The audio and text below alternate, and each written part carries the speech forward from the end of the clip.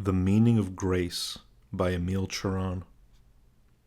There are many ways to transcend our blind attachment to life, but only through grace do we not break with its irrational forces.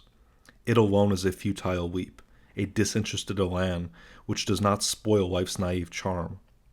Grace is the joy of soaring upward.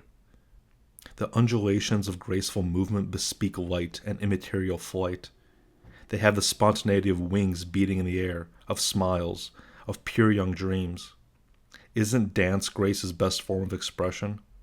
In grace, life is a flux of pure vitality, never breaking the harmony of its own rhythms.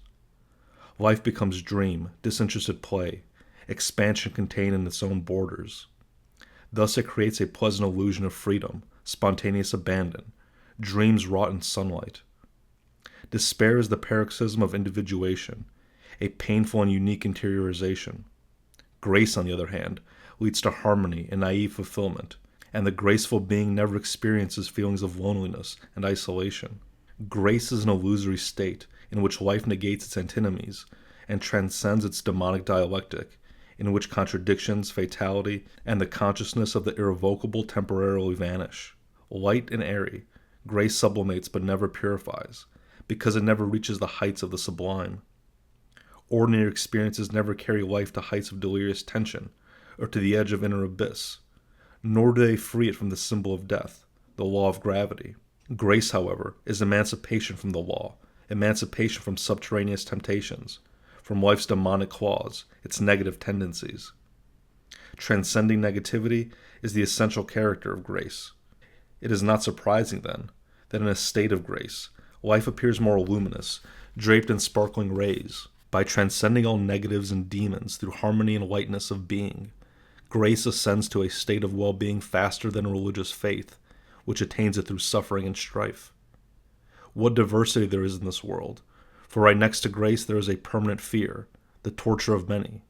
He who has not experienced absolute fear, universal anxiety, cannot understand struggle, the madness of the flesh and of death. He who has known only grace cannot understand the anxiety of the sick. Only sickness gives birth to serious and deep feelings.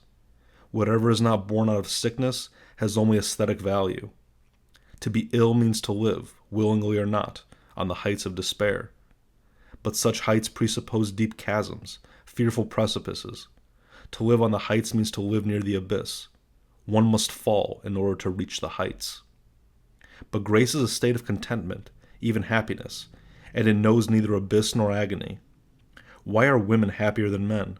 Is it not because in them grace and innocence are more common than in men? They too are affected by sickness and dissatisfaction, but grace predominates. Their naive grace confers on them a state of superficial equilibrium, which never leads to tragic and dangerous tensions. Women are safe on the spiritual plane, because in them, dualism between the life and the spirit is less intense than in men.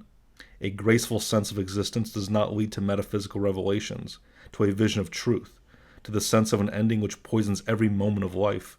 Women are ciphers. The more you think about them, the less you understand them. In front of women, one is silent, just as one is silent in contemplation of the world's secret essence.